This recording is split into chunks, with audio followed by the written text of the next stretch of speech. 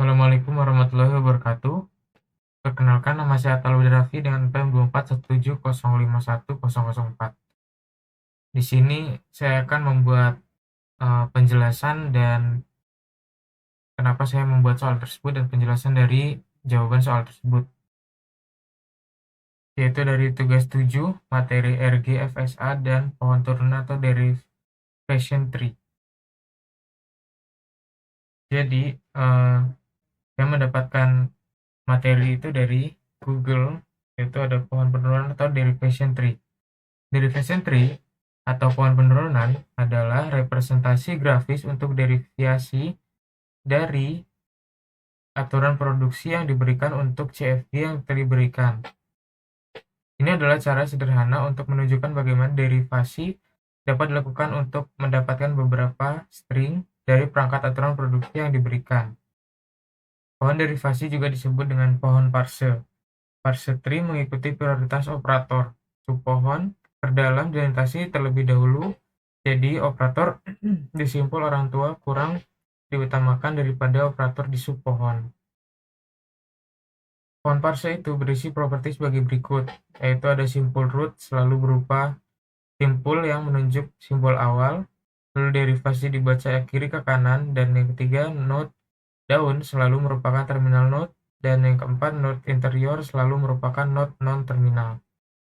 Contohnya di sini misalnya terdapat tata bahasa bebas konteks dengan aturan produksi simbol awal S. Selanjutnya digunakan untuk simbol awal untuk tata bahasa bebas konteks adalah S.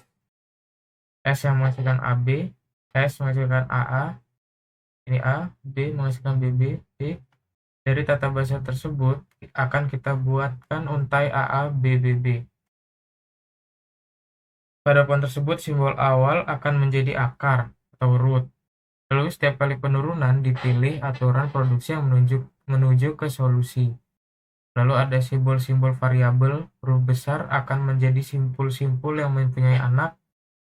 Lalu simpul-simpul yang tidak mempunyai anak akan menjadi simbol terminal atau huruf kecil. Kalau kita baca, simbol terminal yang ada pada gambar dari kiri ke kanan akan diperoleh untai AA, BBB. Ini langkahnya. Langkah pertama, turun pertamanya AB, terus langkah kedua ini AB, ini turun lagi jadi A, A. Langkah ketiga ini turun lagi menjadi A. Ini yang B-nya turun, BB. Terus turun lagi jadi BB, maka itu dapat pohon turunan untuk untainya adalah AA, BB, BB itu udah dapat.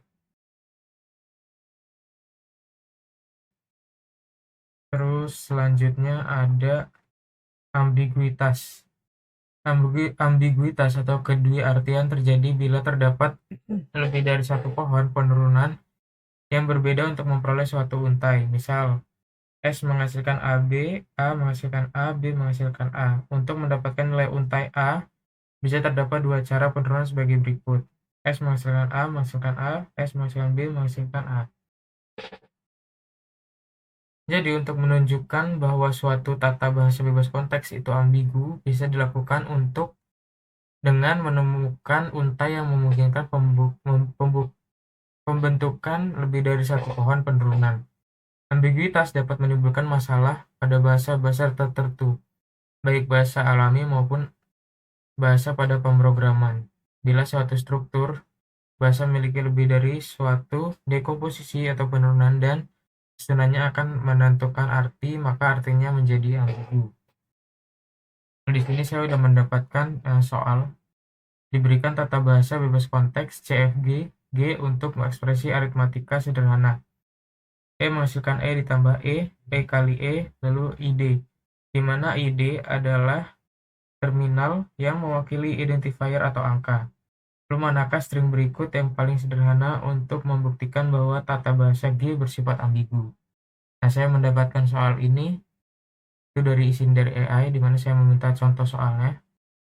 Yang tadi soalnya pilihannya ada A, ID ditambah ID, B, ID dikali ID, C, ID ditambah ID kali ID, dan D itu ID. Ini jawaban dan penjelasannya.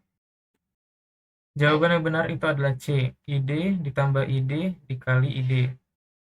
Karena definisi ambiguitas yaitu sebuah tata bahasa disebut ambigu jika terdapat setidaknya satu string yang dapat dihasilkan oleh tata bahasa tersebut. Namun, string itu memiliki lebih dari satu pohon penurunan atau derivation tree yang berbeda. Ini berarti string tersebut dapat diparse, dianalisis strukturnya dengan cara yang berbeda. Nah, ini A, itu ada pilihan, kita menganalisis dulu pilihan-pilihan lain selain C-nya.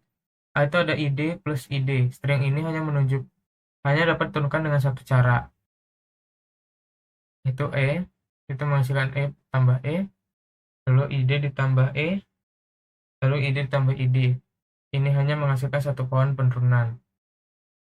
Lalu yang B, id dikali id itu sama seperti yang A. String ini hanya dapat diturunkan dengan satu cara, yaitu kali lalu id dikali lalu id kali id. Ini hanya satu, menghasilkan satu pohon penurunan. Lalu yang D juga itu ada id. String id ini hanya dapat diturunkan dengan satu cara, yaitu menghasilkan id. Ini adalah pohon paling sederhana dan tidak ambigu.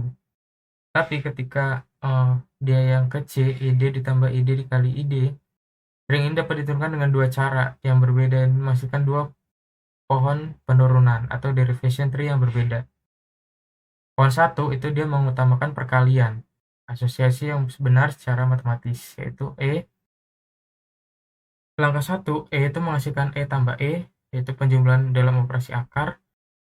Lalu menghasilkan id anak tirinya, lalu menghasilkan kali anak yang kanan, dan langkah 45-nya menghasilkan id dan yang untuk anak-anak dari kalinya. Pohon ini merepresentasikan struktur id ditambah id kali id. Lalu pohon kedua itu lebih mengutamakan penjumlahan atau asosiasi dari kiri ke kanan. Itu langkah pertama menghasilkan kali lalu yang kedua menghasilkan tambah anak tirinya, lalu menghasilkan id anak kanan. Jadi langkah 45-nya menghasilkan id dan menghasilkan id untuk anak-anak dari tambah. Pohon ini merepresentasikan struktur id ditambah id dalam kurung dikali id.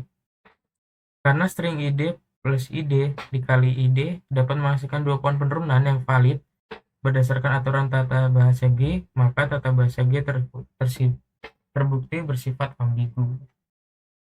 Jadi hasilnya yaitu yang C. Dia menghasilkan tata bahasa yang bersifat ambigu karena dapat menghasilkan dua pohon derivasi yang valid. Terima kasih, sekian penjelasan dari saya. Wassalamualaikum warahmatullahi wabarakatuh.